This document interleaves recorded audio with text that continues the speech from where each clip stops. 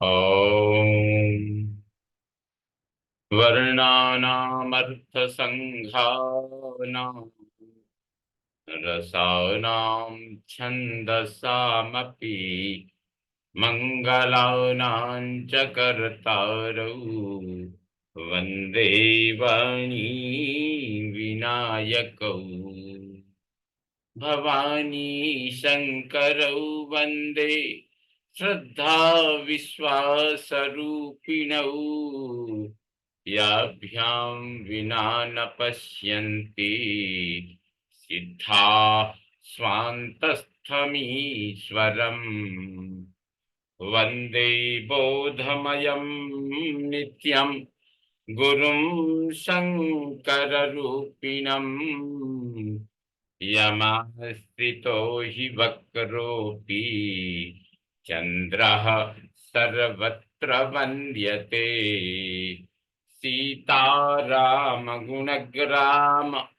पुण्यारण्यविहारिणौ वन्दे विशुद्धविज्ञानौ कवीश्वर कपीश्वरौ उद्भवस्थितिसंहारकारिणी क्लेशहारिणी सर्वश्रेयस्करीं सीतां नतोऽहं रामवल्लभाम् यन्मायावसवर्ति विश्वमखिलं ब्रह्मादिदेवासुरा यत्सत्त्वादमृषैव भाति सकलं रज्जौ यथा हेर्भ्रमः यत्पादप्लवमेकमेव हि भवां बोधे स्थितिर्षावताम् वन्देऽहं तमशेषकारणपरम् रामाख्यमीशं हरिम् नानापुराणनिगमागमसम्मतं यत् रामायणे निगदितं क्वचिदन्यतोऽपि स्वान्तसुखाय तुलसी रघुनाथ गाथा भाषा निबन्धमतिमञ्जुलमातनोति पूजन्तं राम रामेति मधुरं मधुराक्षरम् आरुह्य कविता शाखां वन्दे वाल्मीकि कोकिलम् भवतां समेषां श्रीमद् वाल्मीकि रामायण पारायणोपक्रमे हार्दं स्वागतम्। इदानीं बालकाण्डस्य प्रथमः सर्गः आरभ्यते। इस सर्ग में नारद जी का वाल्मीकि मुनि को संक्षेप से श्री रामचरित्र सुनाना, इसी को मूल रामायण के रूप में भी आचार्यों के द्वारा कहा गया है। ओम तपस्वाध्याय निरतम तपस्वी वाग्विदाम्बरम नारदं परिपप्रच्छ वाल्मीकिर्मुनिपुंगवम्। तपस्वी वाल्मीकि जी ने तपस्या और स्वाध्याय में लगे हुए विद्वानों में श्रेष्ठ मुनिवर नारद जी से पूछा, कोन्वस्मिन् साम्प्रतं लोके गुणवान् कश्च वीर्यवान् धर्मज्ञश्च कृतज्ञश्च कृतज्ञश्च सत्यवाक्यो दृढ़व्रतः। मुने, इस समय संसार में गुणवान, वीर्यवान, धर्मज्ञ, उपकार मानने वाला, सत्यवक्ता और दृढ़ प्रतिज्ञ कौन है? चारित्रेण च को युक्तः सर्वभूतेषु को हितः विद्वान कः कः समर्थश्च कश्चैक प्रियदर्शनः। सदाचार से युक्त समस्त प्राणियों का हित साधक विद्वान, सामर्थ्यशाली और एकमात्र प्रियदर्शन सुंदर पुरुष कौन है? आत्मवान को जित क्रोधो, द्युतिमान को नुसूय कहा, कस्य बिभ्यति देवाश्च जातरोषस्य संयुगे। मन पर अधिकार रखने वाला, क्रोध को जीतने वाला, कांतिमान और किसी की भी निंदा नहीं करने वाला कौन है? तथा संग्राम में कुपित होने पर किससे देवता भी डरते हैं? एतदिच्छाम्यहं श्रोतुं परं कौतूहलं हि मे, महर्षे त्वं समर्थोषि ज्ञातुमेवं विधम नरम। महर्षि, मैं यह सुनना चाहता हूँ, इसके लिए मुझे बड़ी उत्सुकता है और आप ऐसे पुरुष को जानने में समर्थ हैं। श्रुत्वा चैतत्रिलोकज्ञो वाल्मीकिर्नारदो वचः, श्रूयतामिति चामन्त्र्य प्रहृष्टो वाक्यमब्रवीत्। महर्षि वाल्मीकि के इस वचन को सुनकर तीनों लोगों का ज्ञान रखने वाले नारद जी ने उन्हें संबोधित करके कहा, अच्छा सुनिए। और फिर प्रसन्नता पूर्वक बोले, बहवो दुर्लभाश्चैव ये त्वया कीर्तिता गुणा, मुने वक्ष्याम्यहं बुद्ध्वा तैर्युक्तः श्रूयताम नरः। मुने, आपने जिन बहुत से दुर्लभ गुणों का वर्णन किया है, उनसे युक्त पुरुष को मैं विचार करके कहता हूँ, आप सुने। इक्ष्वाकुवंश प्रभवो रामो नाम जनैः श्रुतः, नियतात्मा महावीर्यो द्युतिमान धृतिमान वशी। इक्ष्वाकु के वंश में उत्पन्न हुए एक ऐसे पुरुष हैं जो लोगों में राम नाम से विख्यात हैं। वे ही मन को वश में रखने वाले, महाबलवान, कांतिमान, धैर्यवान और जितेंद्रिय हैं। बुद्धिमान, नीतिमान, वाग्मी, श्रीमान शत्रुनिबर्हणः, विपुलांशो महाबाहुः, कम्बुग्रीवो महाहनुः। वे बुद्धिमान, नीतिज्ञ, वक्ता, शोभायमान तथा शत्रु संहारक। उनके कंधे मोटे और भुजाएं बड़ी बड़ी हैं। ग्रीवा शंख के समान और थोड़ी मांसल पुष्ट है।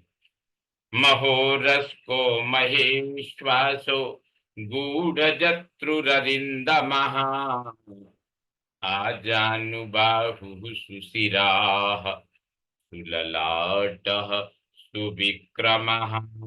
उनकी छाती चौड़ी तथा धनुष बड़ा है। गले के नीचे की हड्डी मांस से छिपी हुई है। वे शत्रुओं का दमन करने वाले हैं।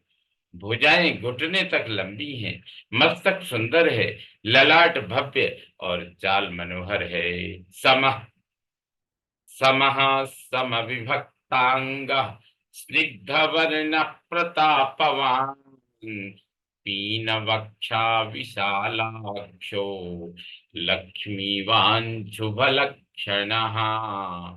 उनका शरीर अधिक ऊंचा या नाटा न होकर मध्यम और सुडौल है। देह का रंग चिकना है। वे बड़े प्रतापी हैं। उनका वक्षस्थल भरा हुआ है। आंखें बड़ी बड़ी। वे शोभायमान और शुभ लक्षणों से संपन्न हैं। धर्मज्ञः सत्यसंधश्च प्रजानां च हिते रतः, यशस्वी ज्ञान संपन्नः शुचिर्वश्य समाधिमान्। धर्म के ज्ञाता, सत्य प्रतिज्ञ, प्रजा के हित साधन में लगे रहने वाले हैं। वे यशस्वी, ज्ञानी, पवित्र, जितेंद्रिय और मन को एकाग्र रखने वाले हैं। प्रजापति सम श्रीमान धाता रिपुनिषूदनः रक्षिता जीवलोकस्य धर्मस्य परिरक्षिता। प्रजापति के समान पालक, श्री संपन्न, वैरी विध्वंसक और जीवों के तथा धर्म के रक्षक हैं। रक्षिता स्वस्य धर्मस्य स्वजनस्य च रक्षिता वेद वेदांग तत्वज्ञो धनुर्वेदे च निष्ठितः। स्वधर्म और स्वजनों के पालक, वेद वेदांगों के तत्ववेत्ता तथा धनुर्वेद में प्रवीण हैं। सर्वशास्त्रार्थ तत्वज्ञ स्मृतिमान प्रतिभानवान सर्वलोक प्रिय साधु अदीनात्मा विचक्षण। वे अखिल शास्त्रों के तत्वज्ञ, स्मरण शक्ति से युक्त और प्रतिभा संपन्न हैं। अच्छे विचार और उदार हृदय वाले वे श्री रामचंद्र जी बातचीत करने में चतुर तथा समस्त लोगों के प्रिय हैं। सर्वदा भिगतः सद्भिः समुद्र इव सिंधुभिः आर्य सर्वसमश्चैव सदैव प्रियदर्शनः। जैसे नदियां समुद्र में मिलती हैं, उसी प्रकार सदा राम से साधु पुरुष मिलते रहते हैं। वे आर्य एवं सब में समान भाव रखने वाले हैं। उनका दर्शन सदा ही प्रिय मालूम होता है। सच सर्वगुणोपेतः कौशल्यानंदवर्धनः समुद्र इव गांभीर्ये धैर्येण हिमवानिव। संपूर्ण गुणों से युक्त वे श्री रामचंद्र जी अपनी माता कौशल्या के आनंद बढ़ाने वाले हैं।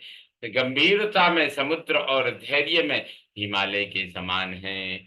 विष्णुना सदृशो वीर्ये सोमवत् प्रिय दर्शनः कालाग्नि सदृश क्रोधे क्षमया पृथिवी समः धनदेन समस्त्यागे सत्ये धर्म इवा परः। वे विष्णु भगवान के समान बलवान हैं।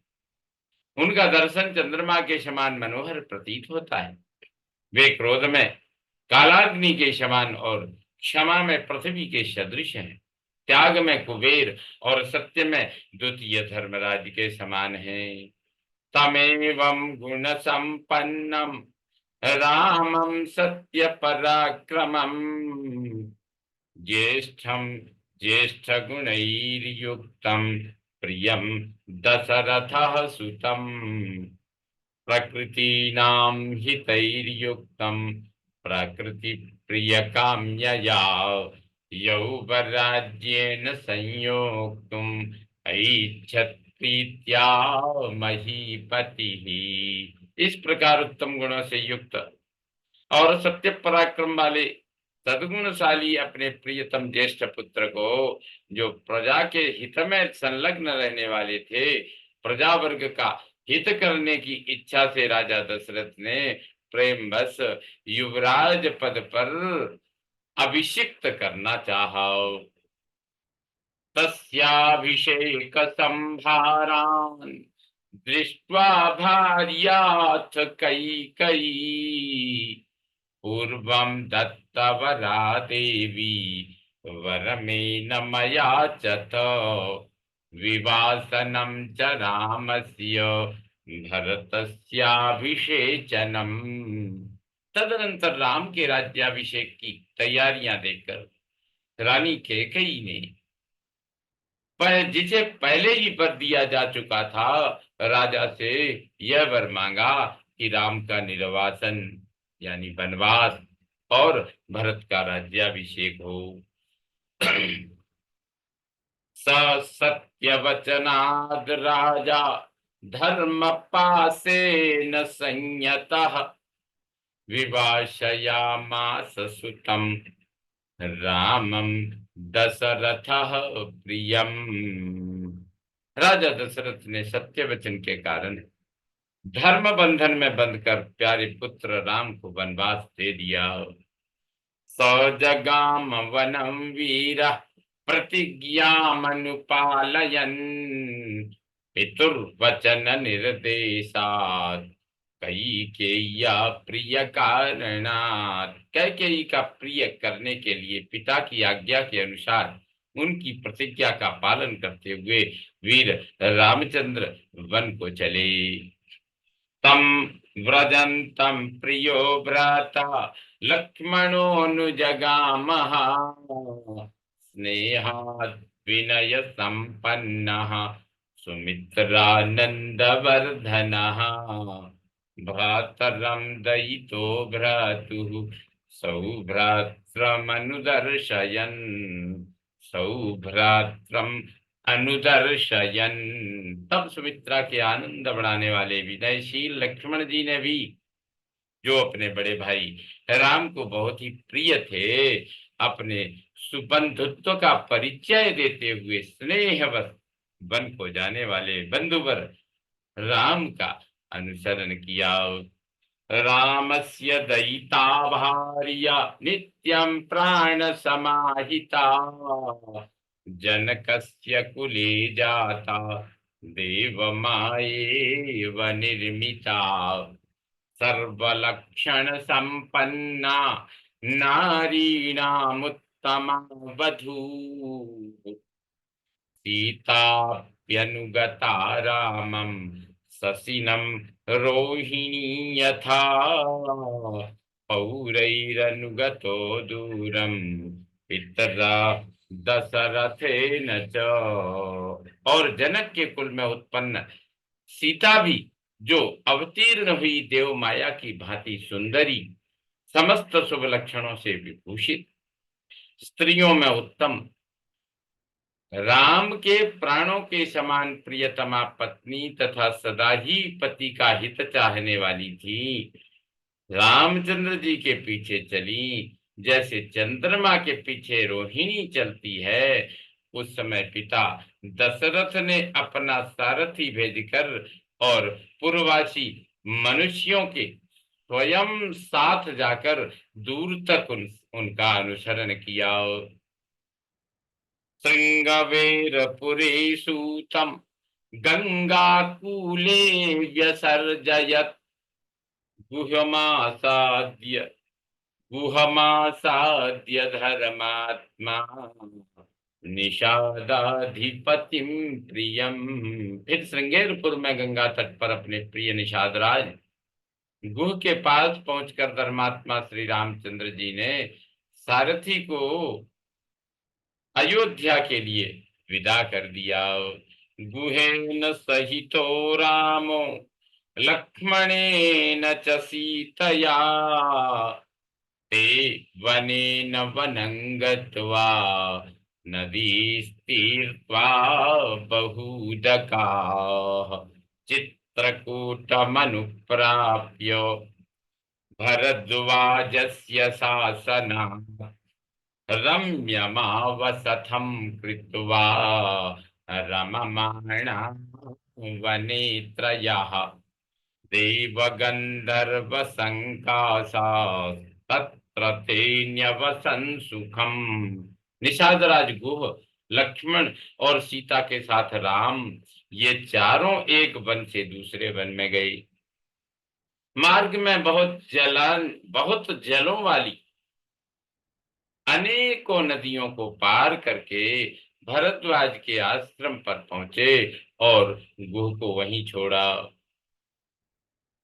भरद्वाज मुनि की आज्ञा से चित्रकूट पर्वत पर आगे गए। वहां वे तीनों देवता और गंधर्वों के समान वन में नाना प्रकार की लीलाएं करते हुए एक रमणीय पर्णकुटी बनाकर उसमें सानंद रहने लगे। चित्रकूटम गते रामे पुत्र शोकातुरस्तदा राजा दशरथः स्वर्गं जगाम विलपन सुतम। राम के चित्रकूट चले जाने पर पुत्र शोक से पीड़ित राजा दशरथ उस समय पुत्र के लिए उसका नाम ले लेकर हा राम विलाप करते हुए स्वर्गगामी हो गए।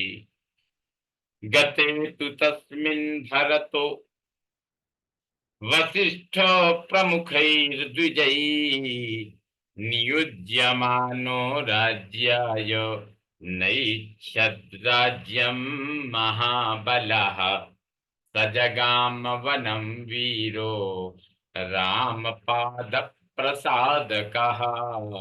उनके स्वर्ग गमन के पश्चात वशिष्ठ आदि प्रमुख ब्राह्मणों द्वारा राज्य संचालन के लिए नियुक्त किए जाने पर भी महाबलशाली वीर भरत ने राज्य की कामना न करके पूज्य राम को प्रसन्न करने के लिए वन को ही प्रस्थान किया।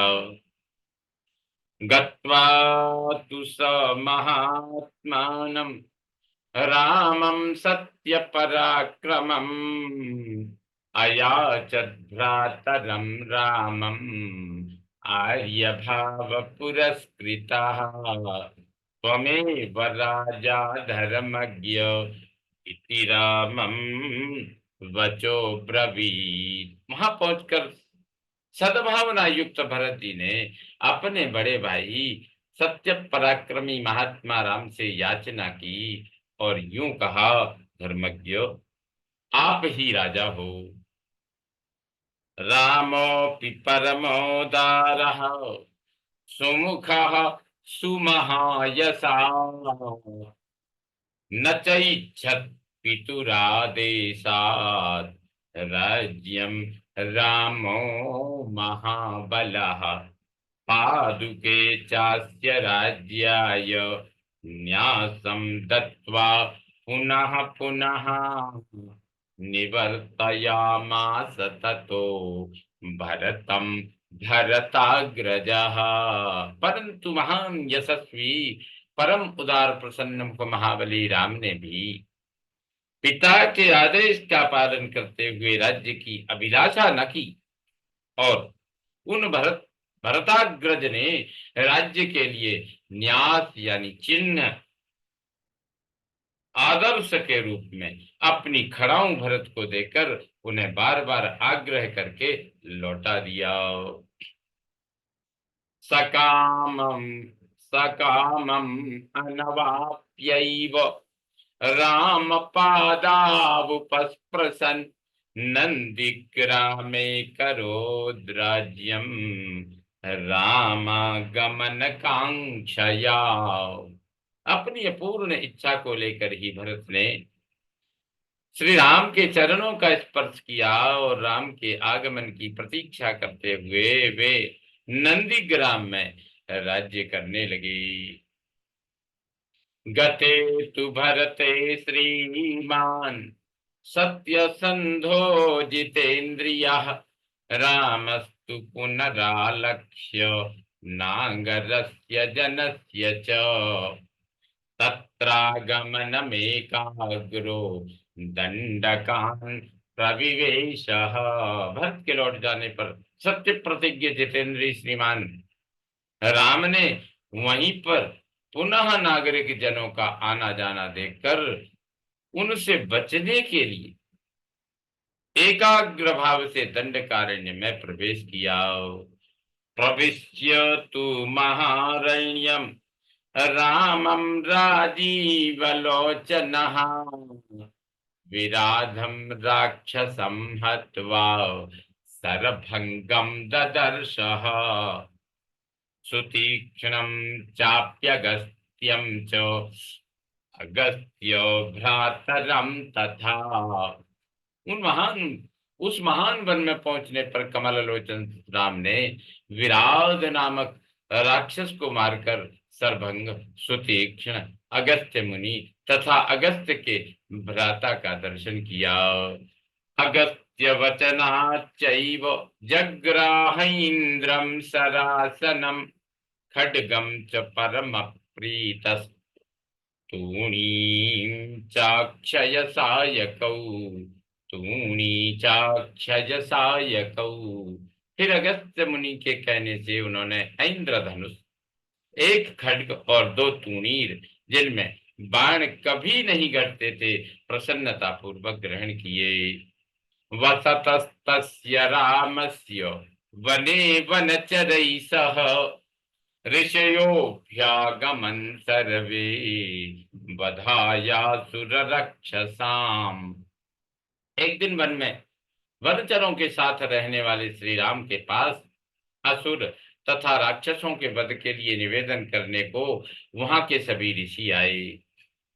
सतेषां प्रतिशुश्राव राक्षसानां तदा वने प्रतिज्ञातश्च रामेण वधः संयतिरक्षसाम् ऋषीणामग्निकल्पानां दंडकारण्यवासिनाम्। उस समय वन में श्री राम ने दंडकारण्यवासी अग्नि के समान तेजस्वी उन ऋषियों को राक्षसों के मारने का वचन दिया और संग्राम में उनके वध की प्रतिज्ञा की। तेन तत्रैव वसता जनस्थान निवासिनी विरूपिता शूर्पणखा राक्षसी कामरूपिणी। वहां वहां ही रहते हुए श्री राम ने इच्छानुसार रूप बनाने वाली जनस्थान निवासिनी शूर्पणखा नाम की राक्षसी को लक्ष्मण के द्वारा उसका नाक कटाकर कुरूप कर दिया। ततः शूर्पणखा वाक्यात् उद्युक्तान् सर्वराक्षसान्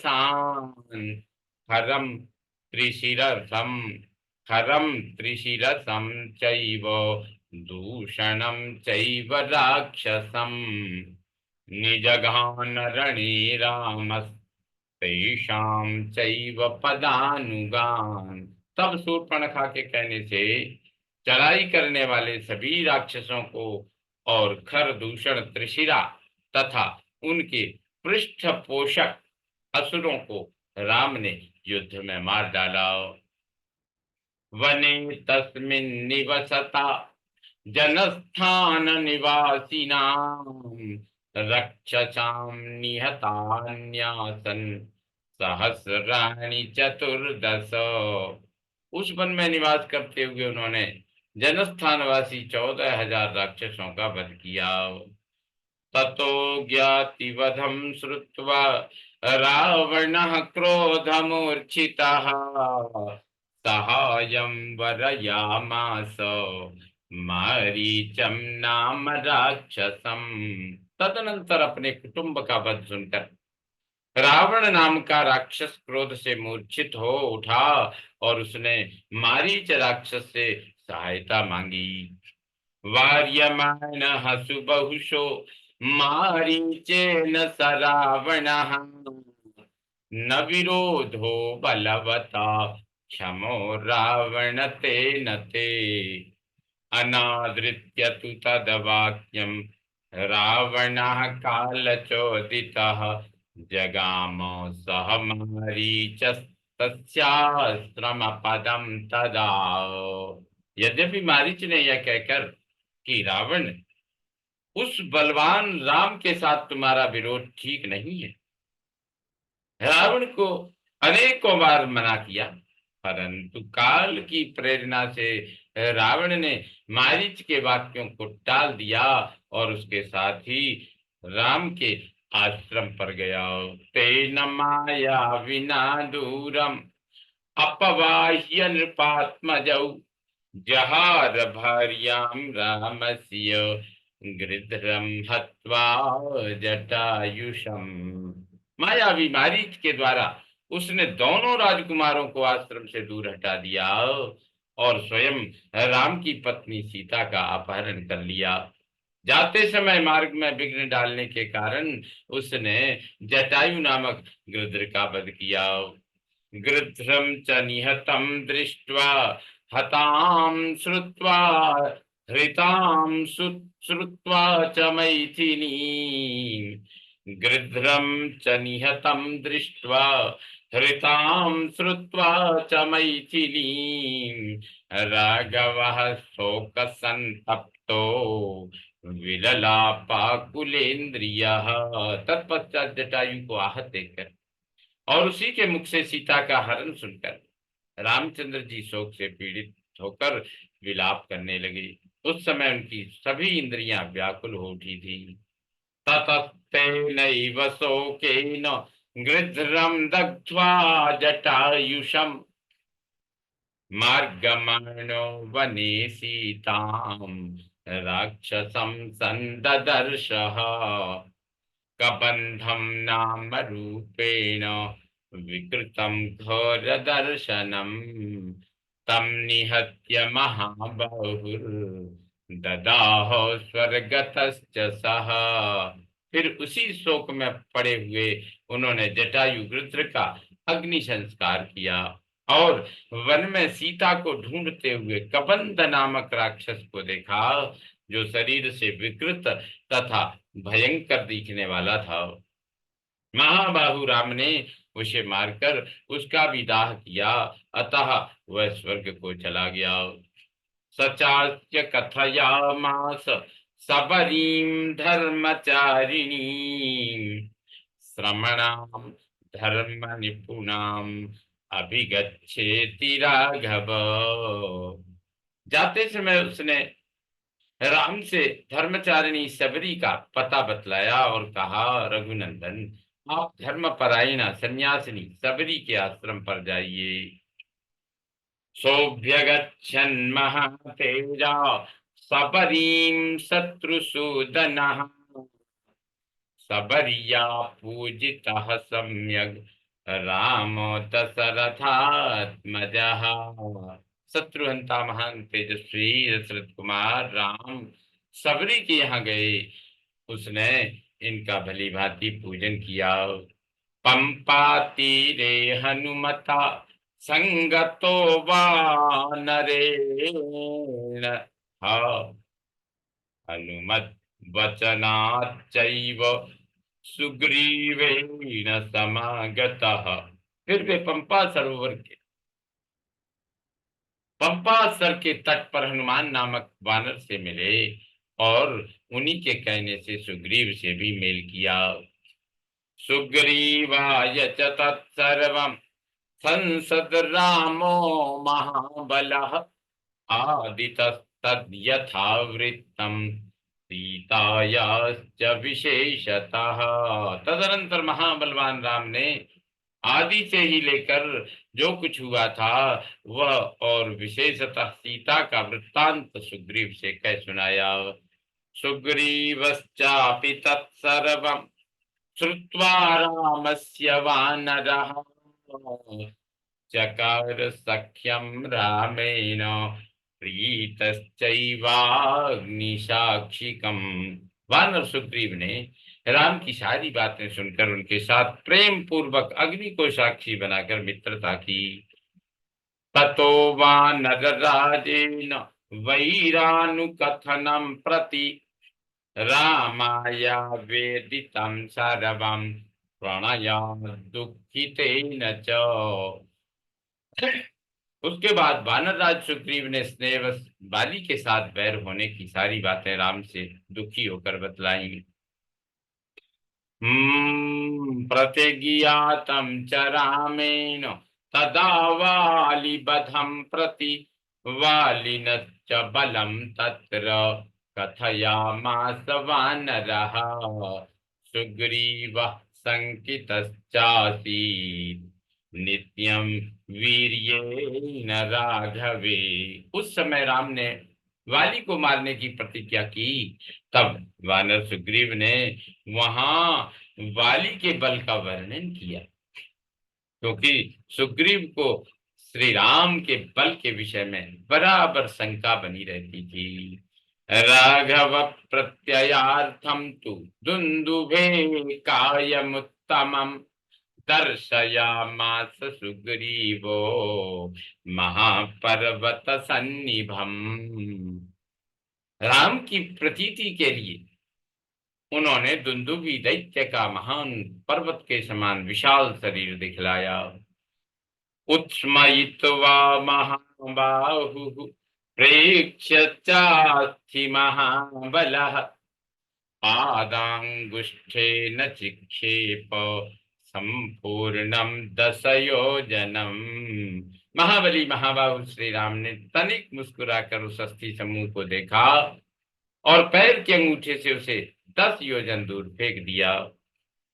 विभेद च पुनस्तालान् सप्तैकेन महेशिना गिरिं रसातलं चैव जनयन् प्रत्ययं तदा। फिर एक ही महान बाण से उन्होंने अपना विश्वास दिलाते हुए 7 ताल वृक्षों को और पर्वत तथा रसातल को बींध डाला। ततः प्रीतमनास्तेन विश्वतः समहाकपिः किष्किन्धां राम सहितो जगाम च गुहां तदा। तदनंतर राम के इस कार्य से महाकपि सुग्रीव मन ही मन प्रसन्न हुए और उन्हें राम पर विश्वास हो गया। फिर भी उनके साथ किष्किंधा गुहा में गई। ततो गर्जद्धरिवर सुग्रीवो हेम पिंगलः तेन नादेन महता निर्जगाम हरीश्वरः अनुमान्य तदा तारां सुग्रीवेण समागतः निजगान च तत्रैनं सरेणैकेन राघवः। वहां पर सुवर्ण के समान पिंगल वर्ण वाले वीरवर सुग्रीव ने गर्जना की। उस महान आद को सुनकर वानरराज वाली अपनी पत्नी तारा को आश्वासन देकर तत्काल घर से बाहर निकला और सुग्रीव से भिड़ गया। वहां राम ने वाली को एक ही बाण से मार गिराया। ततः सुग्रीव वचनात् हत्वा वालिनमाहवे सुग्रीवमेव तदराज्ये राघवः प्रत्यपादयत्। सुग्रीव के कथनानुसार उस संग्राम में वाली को मारकर उसके राज्य पर राम ने सुग्रीव को ही बिठा दिया। सच सर्वान् समानीय वानरान् वानरर्षभः दिशः प्रस्थापयामास दिदृक्षुर्जनकात्मजाम्। तब उन वानर राज ने भी सभी वानरों को बुलाकर जानकी का पता लगाने के लिए उन्हें चारों दिशाओं में भेजा। ततो गृध्रस्य वचनात् सम्पातेर्हनुमान् बली शतयोजन विस्तीर्णं पुप्लुवे लवणार्णवम्। तत्पश्चात संपाति नामक गृध्र के कहने से बलवान हनुमान जी 100 योजन विस्तार वाले क्षार समुद्र को कूदकर लांग गई।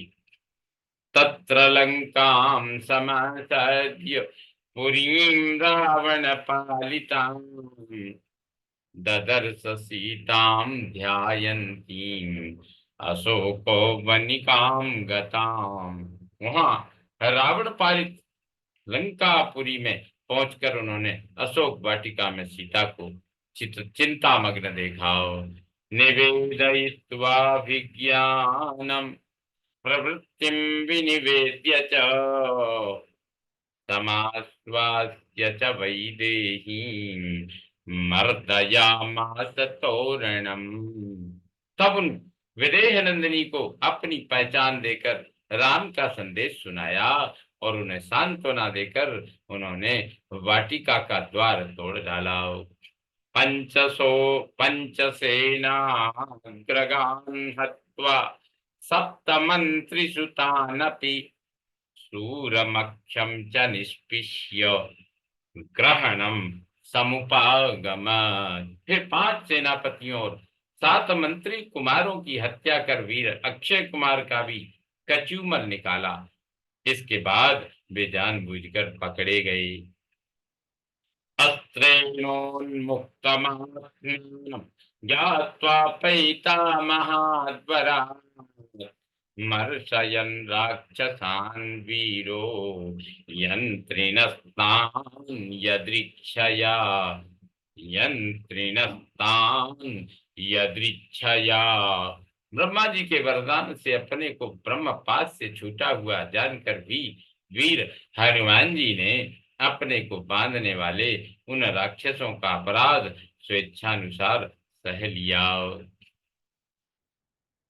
ततो दग्ध्वा पुरीं लंकां ऋते सीतां च मैथिलीं रामाय प्रियमाख्यातुं पुनरायान् महाकपिः। तत्पश्चात मिथिलेश कुमारी सीता के स्थान के अतिरिक्त समस्त लंका को जलाकर वे महाकपि हनुमान जी राम को प्रिय संदेश सुनाने के लिए लंका से लौट आई। सौविगम्य महात्मानं कृत्वा रामं प्रदक्षिणम् न्यवेदयदमेयात्मा न्यवेदयदमेयात्मा दृष्टा सीतेति तत्त्वतः। अपरिमित बुद्धिशाली हनुमान जी ने वहां जा महात्मा राम की प्रदक्षिणा करके सो यूं सत्य निवेदन इस प्रकार किया, मैंने सीता जी का दर्शन किया है। ततः सुग्रीव सहितो गत्वा तीरं महोदधे समुद्रं क्षोभयामास सरैरादित्य सन्निभैः। इसके अनंतर सुग्रीव के साथ भगवान राम ने महासागर के तट पर जाकर सूर्य के समान तेजस्वी बाणों से समुद्र को क्षुब्ध किया। दर्शयामास चात्मानं समुद्रः सरितां पतिः समुद्रवचनाच्चैव नलं सेतुमकारयत्। तब नदीपति समुद्र ने अपने को प्रकट कर दिया। फिर समुद्र के ही कहने से राम ने नल से पुल निर्माण कराया। तेन गत्वा पुरीं लंकां हत्वा रावणमाहवे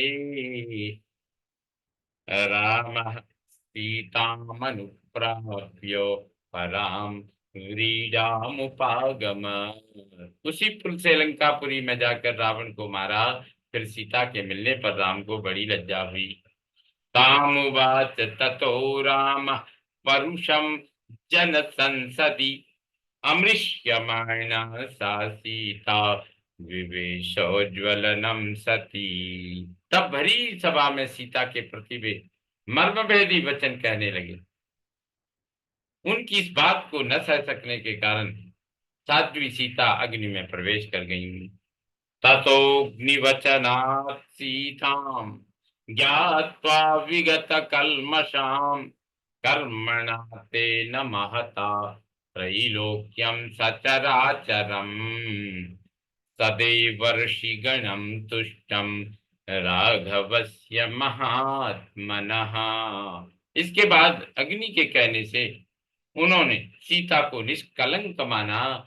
महात्मा रामचंद्र जी के इस महान कर्म से देवता और ऋषियों सहित चराचर त्रिभुवन संतुष्ट हो गया। बभौ रामः संप्रहृष्टः पूजितः सर्वदैवतैः अभिषिच्य च लंकायां राक्षसेन्द्रं विभीषणम् कृतकृत्यस्तदा रामो विज्वरः प्रमुमोदः। फिर सभी देवताओं से पूजित होकर राम बहुत ही प्रसन्न हुए और राक्षस राज विभीषण को लंका के राज्य पर अभिषिक्त करके कृतार्थ हो गई। उस समय निश्चिंत होने के कारण उनके आनंद का ठिकाना न रहा। देवताभ्यो वरं प्राप्य समुत्थाप्य च वानरान् अयोध्यां प्रस्थितो रामः पुष्पकेन सुहृदवृतः। यह सब हो जाने पर राम देवताओं से वर पाकर और मरे हुए वानरों को जीवन दिलाकर अपने सभी साथियों के साथ पुष्पक विमान पर चढ़कर अयोध्या के लिए प्रस्तुत हुए। भरद्वाजाश्रमं राम भरद्वाजाश्रमं गत्वा रामः सत्यपराक्रमः भरतस्यान्तिके रामो हनुमंतं व्यसर्जयत्। भरद्वाज मुनि के आश्रम पर पहुंचकर सबको आराम देने वाले सत्य पराक्रमी राम ने भरत के पास हनुमान को भेजा। पुनराख्यायिकां जल्पन् सुग्रीव सहितस्तदा पुष्पकं तत्समारुह्य नंदीग्रामं ययौ तदा। फिर सुग्रीव के साथ कथा वार्ता कहते हुए पुष्पकारूढ़ हो वे नंदीग्राम को गई। नंदीग्रामे जटां हित्वा भ्रातृभिः सहितो नघः रामः सीतामनुप्राप्य राज्यम पुनरवाप्तवान। निष्पाप श्री रामचंद्र जी ने नंदीग्राम में अपनी जटा कटाकर भाइयों के साथ सीता को पाने के अनंतर पुनः अपना राज्य प्राप्त किया है।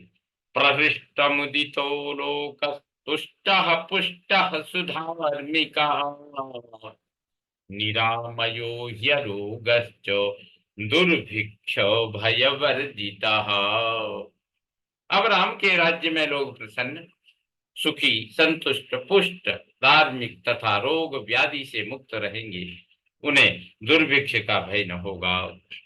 न पुत्र मरणम केचित् द्रक्ष्यन्ति पुरुषा क्वचित् नार्यश्चा विधवा नित्यं भविष्यन्ति पतिव्रता।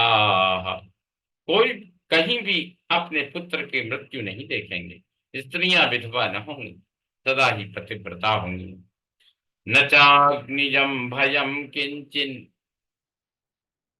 न चाग्निजं भयं किंचिन्नाप्सु मज्जन्ति जन्तवः न वा तजं भयं किंचित् नापि ज्वरकृतं तथा। आग लगने का किंचित भी भय न होगा। कोई प्राणी जल में नहीं डूबेगा। बात और ज्वर का भय थोड़ा भी नहीं रहेगा। न चापि क्षुद भयं तत्र न तस्कर भयं तथा नगराणि च राष्ट्राणि धन धान्य युतानि च नित्यं प्रमुदिता सर्वे यथा कृतयुगे कृतयुगे तथा। क्षुधा तथा चोरों का डर भी जाता रहेगा। सभी नगर और राष्ट्र धन धान्य से संपन्न होंगे। सत्ययुग की भांति सभी लोग सदा प्रसन्न रहेंगे। अश्वमेध शतैरिष्ट्वा तथा बहुसुवर्णकै गवां कोट्ययुतं दत्वा विद्वद्भ्यो विधिपूर्वकम् असंख्येयं धनं दत्वा ब्राह्मणेभ्यो महायशः राजवंशान् शतगुणान् स्थापयिष्यति राघवः चातुर्वर्ण्यं च लोकेऽस्मिन् स्वे स्वे धर्मे नियोक्ष्यति। महायशस्वी राम बहुत से सुवर्णों की दक्षिणा वाले 100 अश्वमेध यज्ञ करेंगे। उनमें विधि पूर्वक विद्वानों को 10,000 करोड़ यानी 1 खरब गौ और ब्राह्मणों को अपरिमित धन देंगे तथा सौगुने राजवंशों की स्थापना करेंगे। संसार में चारों वर्णों को वे अपने अपने धर्म में नियुक्त रखेंगे। 10 वर्ष सहस्राणि 10 वर्ष शतानि च रामो राज्यमुपासित्वा ब्रह्मलोकम प्रयास्यति। फिर 11,000 वर्षों तक राज्य करने के अनंतर श्री रामचंद्र जी अपने परम धाम को पधारेंगे। इदं पवित्रम पापघ्नम पुण्यम वेदैश्च सम्मितम यः पठेद रामचरितम सर्व पापै प्रमुच्यते। वेदों के समान पवित्र पापनाशक और पुण्यमय इस रामचरित्र को जो पढ़ेगा वह सब पापों से मुक्त हो जाएगा।